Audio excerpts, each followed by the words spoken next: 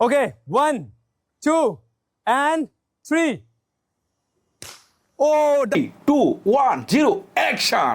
দেখতে পাচ্ছেন তিনতলা বিল্ডিং থেকে ফেলে দেওয়ার পরও কিন্তু তেমন কিছুই হয়নি, স্ক্রিনও কাজ করছে, ফোনের ব্যাক কভারও ঠিকঠাকই রয়েছে। সবাই যখন বলছে ডিউরেবিলিটি এই ফোনের সব থেকে বড় স্ট্রং পয়েন্ট, বাট আমার মতে ডিউরেবিলিটির সাথে সাথে অন্যান্য কনফিগারেশনও অনেক বেশি ইম্পর্টেন্ট। বাট সেদিক থেকে অপ্পো A5 Pro অনেকটাই পিছিয়ে আছে। লাইক এই ফোনের ডিসপ্লেটা HD+, প্রসেসরটাও দুর্বল দেওয়া হয়েছে Snapdragon 6S 4G Gen 1। In fact এই ফোনের মধ্যে তারা 3.5mm হেডফোন জ্যাক পর্যন্ত দেয়নি।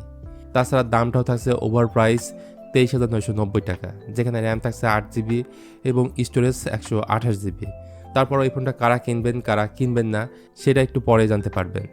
তার আগে যারা এখনও এই চ্যানেলটা সাবস্ক্রাইব করেননি তারা জলদি সাবস্ক্রাইব করে ফেলুন।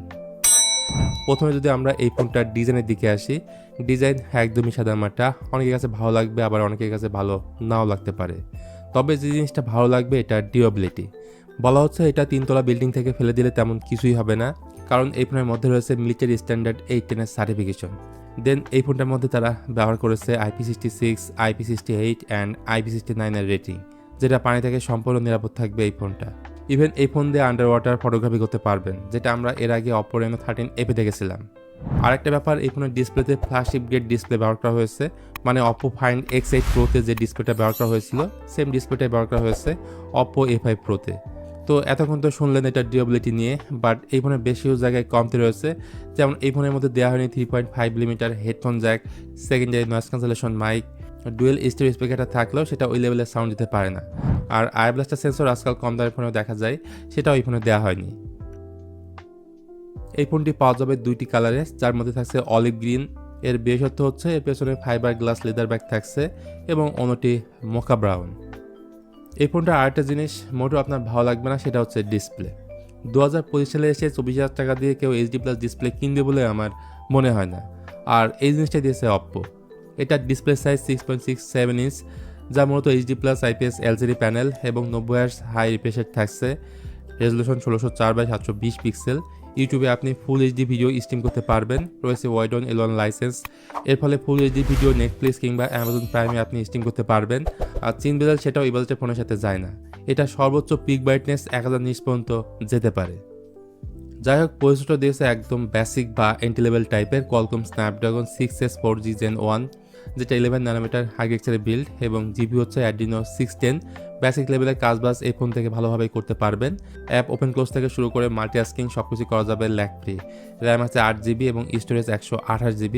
সেই সাথে এই ফোনের স্টোরেজ টাইপ UFS 2.2 এবং র্যাম টাইপ LPDDR4X।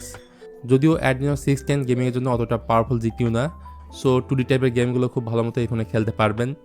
আরও সহজ করে বললে স্ন্যাপড্রাগন 662 এর সাথে কম বেশি আমরা অনেকেই পরিচিত, সেটাই আর কি একটু ঘষামাজা করে নাম দিয়েছে স্ন্যাপড্রাগন 6S 4G Gen 1, মানে পাবলিককে বাড়ি দেওয়ার জন্য অপো অলওয়েজ সেরা। ফোনটিতে অপারেটিং সিস্টেম হিসেবে রয়েছে out of the box ColorOS 15 based on Android 15। এর ইউআইতে প্রচুর প্রি-ইনস্টল অ্যাপ দেখতে পাবেন, যেগুলো সহজে আনইনস্টল করা যায়। দেন ক্যামেরায় আসলে এর রিয়ারে রয়েছে ডুয়েল ক্যামেরা সেটআপ। প্রাইমারি ক্যামেরাটা 50 মেগাপিক্সেল, সাথে 2 মেগাপিক্সেলের ডেপথ সেন্সর এবং ফ্রন্টে 8 মেগাপিক্সেলের সেলফি ক্যামেরা রয়েছে। তো এর যে প্রাইমারি ক্যামেরা, সেটা থেকে আপনি এন্ট্রি লেভেল 10-12 টাকার ফোন থেকে যেমন ছবি পান, এই ফোনে সেই ধরনের ছবি আপনি পাবেন। সিমিলারভাবে সেলফি ক্যামেরা ছবির কোয়ালিটি মোটামুটি বলবো। ভিডিওর ক্ষেত্রে এতে 1080p 30fps এ ভিডিও এডিট করতে পারবেন, যেখানে স্টেবিলিটির ভালোই অভাব করবেন। সব মিলে এটার ক্যামেরা আউটপুট নিয়ে আমি অনেকটাই হতাশ। তো এই ফোনটার ডিউরেবিলিটির পর অপো যেটা ভালো দিয়েছে চার্জিং প্লাস ব্যাটারি ব্যাকআপ। এতে আছে 5800 mAh সিলিকন কার্বন ব্যাটারি, যাকে চার্জ করার জন্য ফোনের বক্সে দেওয়া হয়েছে 45 ওয়াটের একটা ফাস্ট চার্জার। ওভারঅল সব কিছু মিলিয়ে আপনার কাছে যদি প্রচুর টাকা থাকে এবং আপনি যদি একজন অপো ফ্যান হয়ে থাকেন, তাহলে 24,000 টাকা দিয়ে এই ফোনটা আপনি কিনতে পারেন।